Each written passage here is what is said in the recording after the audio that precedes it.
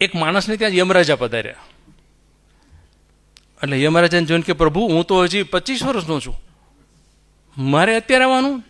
તો કે હા ભાઈ, તારો સમય થઈ ગયો, પણ હજી 30 મિનિટની વાર છે, તારા સમય મુજબ મૃત્યુ થાય. તો આને થયું, યમરાજાની કેવી રીતે? એના હાથમાં લિસ્ટ તો હતું, પણ લિસ્ટ જોવું કેવી રીતે? તો પ્રભુ એક કામ કરો, અડધી કલાક છે ને, મારે ત્યાં મસ્ત શ્રીખંડ પૂરી રસ પડ્યા છે, તમે પૃથ્વીનું ક્યારે ચાખ્યું છેલ્લે? યમરાજાને તો યાદ ન આવ્યું. એ કે તો લાઈ મૂક, આપણે 30 મિનિટ છે જ તે. એટલે બરાબર પીરશું ને યમરાજા ખાઈ ખાઈને કે હું 15 મિનિટ નેપ લઈ લઉં, ઊંઘ આવે જ, આપણો શ્રીખંડને પૂરી ખાઈ દો. એટલે યમરાજા સૂઈ ગયા ને તો પેલા લિસ્ટ જોયું, તેનું નામ પહેલું જ હતું, અને છેલ્લું નામ જે હતું ને એની અંદર લખ્યું હતું કે 10 વર્ષ પછી. એટલે આણે શું કર્યું, એની પાસે ઓલું ઇરેઝર હશે તો કાઢી અને પોતાનું નામ છેલ્લે લખી કાઢ્યું. યમરાજા 15 મિનિટ પછી ઉઠ્યા. એ લોકો તો દેવતાઓને બધું સમયસર ચાલે અંદરનું ચક્ર. ઉઠીને એ કે બેટા, આજે કેટલા સદીઓ પછી મેં પૃથ્વીનું ભોજન આરોગ્યું, હું એટલો ખુશ થયો છું ને કે આજે હું છેલ્લેથી નામ શરૂ કરીશ. એટલે આપણે લાંચ આપવાની કોશિશ કરીએ ને ત્યારે ક્યારેક આવી રીતે લોચાઈ પડતા હોય છે. એક હેટી મે વિયર નામની એક નાની દીકરી, ઉંમર ખાલી 6 વર્ષ, પરદેશના એક ચર્ચની બહાર રવિવારે ઊભી ઊભી રોતી હતી. રોતી હતી એટલા માટે કે એના મેલા ગેલા કપડાં હતા, ચર્ચ નાનકડું હતું, અને એને કોઈ અંદર બેસવા નહોતું દેતું. જેની પાસે જગ્યા હતી ને આમ પોળા થઈને બેસી જતા હતા, એ આવે નજીક ત્યારે એટલે પાછી નીકળીને રોવા માંડી. એટલે ત્યાં ઓલા પાદરી નીકળે છે કે તો બેટા કેમ રડે છો? હિપકા ભરતી જોઈને તો ફાધર, આજે મારે ચર્ચમાં આવવાની પ્રાર્થના કરવાની ખૂબ ઈચ્છા છે, પણ તકલીફ એ છે કે મને કોઈ બેસવા નથી દેતું. ફાધર એની સામે જોયું, એના મેલા ઘેલા લુગડા જોઈને, વિખરાયેલા વાળ જોઈને નક્કી કર્યું કે આ શું કામ નહીં બેસવા દેતું, સમજી શકાય. મેં પોતે જોયું છે. તો હું 3 મહિના ભાવનગરથી જીથરી ગામ અપડાઉન કરતો હતો, MBBSમાં હતો ને ત્યારે ઇન્ટર્નશીપ વખતે. તો કોઈ સારા કપડાં પહેરેલા વ્યક્તિ કે લેડી આવે ને તો માણસો તરત જગ્યા કરી આપે, અને સૌ ભિખારી જેવા લાગતા કે લગર વગર માણસ કોઈ ચડે ને તો પોળા થઈને બેસે. આપણે બધે જોતા હોઈએ છીએ. આપણું આ બહુ સહજ ઓબ્ઝર્વેશન છે રમભાઈ. તો ફાધર કે બેટા, આપણું ચર્ચ બહુ નાનું છે, આપણે 200 જણા માંડ સમાઈ શકે છે, એટલે તને જગ્યા નહીં મળે, પણ તારે ખરેખર આવવાની ઈચ્છા છે આજની પ્રાર્થના એટેન્ડ કરવાની? તો કે હા ફાધર, મને બહુ જ ઈચ્છા છે. તો ચાલ મારી જોડે, હું તને જગ્યા કરી આપીશ. ફાધર એને લઈ ગયા, આગળ છે જગ્યા કરીને બેસાડી. હેઠી તો બહુ જ આનંદિત થઈ ગઈ. એ રાત્રે હેઠીને એવો જ વિચાર આવતો હતો કોન્સ્ટન્ટ કે આ ચર્ચને મોટું કેમ બનાવવું, મારે આ ચર્ચને મોટું કેવી રીતે બનાવવું? અમારું ચર્ચ મોટું હોય તો કોઈને નિરાશ થઈને મારી જવાને પાછું ન જવું પડે ને. એ વિચારમાં સૂઈ ગઈ. એના 2 વર્ષ પછી હેટી મે વિયરને એવો ભયંકર રોગ લાગુ પડ્યો કે એનું મૃત્યુ થઈ ગયું. બચાવી ન શકાય, ખૂબ મહેનત કરી છતાં ન બચાવી શકાય. ખ્રિસ્તી ધર્મના રિવાજ મુજબ આ ફાધર જ આવ્યા ત્યાં, એના શરીરને છેલ્લે નવડાવવા માટે લઈ જાય. એટલે નવડાવવા માટે એને ઊંચકી તો એના કપડામાંથી એક જૂનું રેક્ઝિનનું ગંદુ પાકીટ નીચે પડ્યું.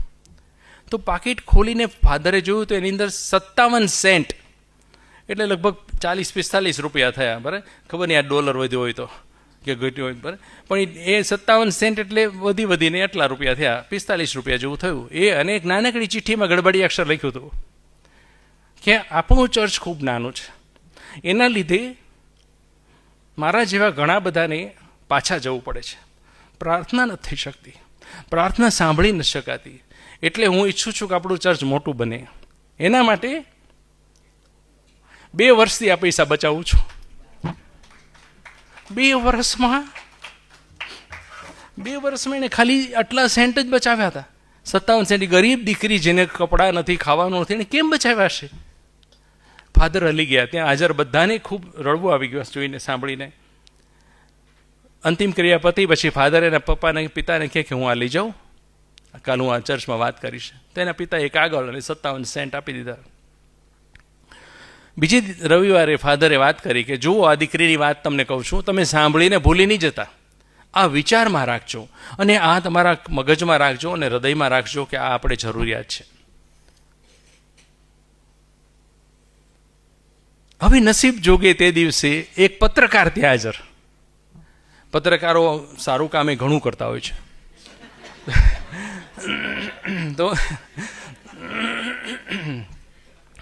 તો એ પત્રકાર ત્યાં હાજર. એણે આ વાત સાંભળીને ફાધર પાસે પછી પ્રાર્થના પૂરી થઈ પાછા ગયા અને કે મારે આ વાત છાપવી છે, તમને વિગત જણાવો. એટલે ફાધરે વિગત જણાવી આખી. ઓલા એના રવિવારની એડિશનમાં છાપ્યું એટલે it spreaded like wild fire. તરત બધેથી વાતો ફોન આવવા માંડ્યા, દાન આવવા માંડ્યું. અને એક માણસે ફાધરને ફોન કર્યો કે હું મારી જમીન તમને ચર્ચ માટે આપવા માગું છું. તો ફાધર ગયા, એટલી બધી વિશાળ જમીન. એટલે ફાધરે હાથ જોડ્યા કે આ જમીન ખરીદવાની ચર્ચની શક્તિ નથી, આની કિંમત તો તમે કહી શકો મને, પણ અમારી શક્તિ નથી, હું જમીન જોઈને કહી દઉં છું. તો લોકો ખાલી 57 સેન્ટ આપો.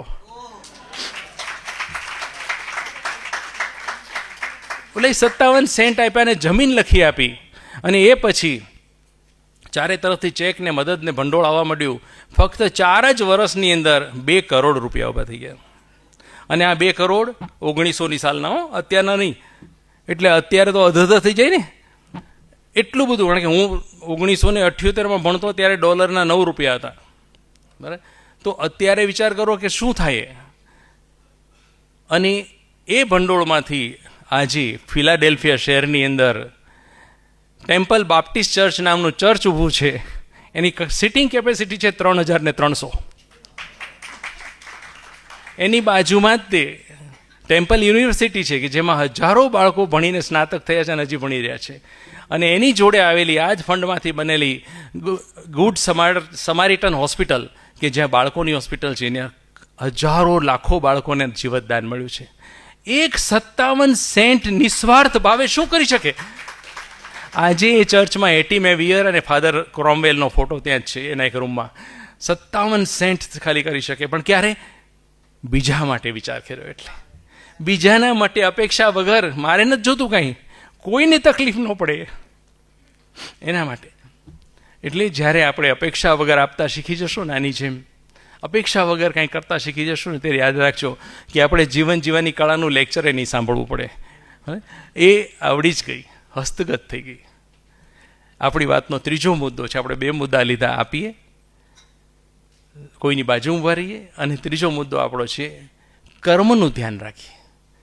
જો તમે બધા પ્રબુદ્ધ નાગરિકો છો, મારે તમને કર્મ અંગે કંઈ સમજાવવું ન હોય. હરીશભાઈ તો મને કર્મ અંગે આખું બધું બધા મારે જાણું છે, નહીં કરતાં 10 ગણું જાણતા હશે, બરાબર. પણ કર્મનું ચક્ર એવું છે કે હંમેશા એની અંદર ધ્યાન રાખવું પડે કે જો એમાં કંઈ ખરાબ થઈ ગયું તો તમે ચક્રના દાંતામાં ફસાઈ ગયા. ગમે એટલો સંઘર્ષ થાય, તમે સત્કર્મની આંગળી ન છોડો તો તમને જીવન જીવવાની કળા આવડી ગઈ.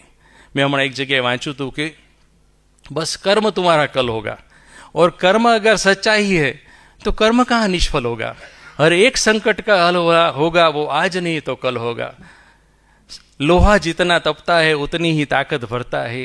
सोने को जितनी आग लगे उतना प्रखर निखरता है. हीरे को जितनी धार लगे उतना खूब चमकता है. मिट्टी का बर्तन पकता है तो धुन पे खूब खनकता है. सूरज जैसा बनना है तो सूरज जितना जलना होगा. नदियों सा आदर पाना है तो पर्वत छोड़ निकलना होगा. और हम आदम के बेटे हैं क्यों सोचे राह सरल होगा.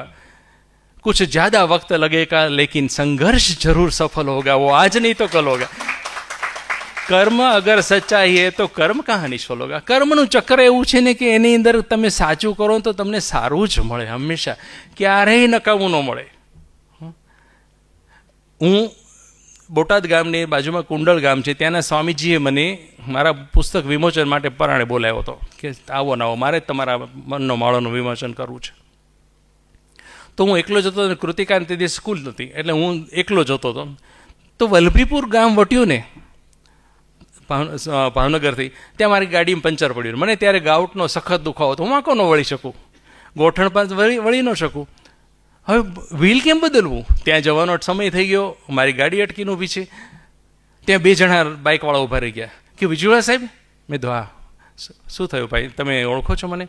મને કે આગળ વયા જાઓ સાહેબ. એણે વેલ બદલી દીધું, પછી કીધું તમે મારા દીકરાની એમને દવા કરી છે.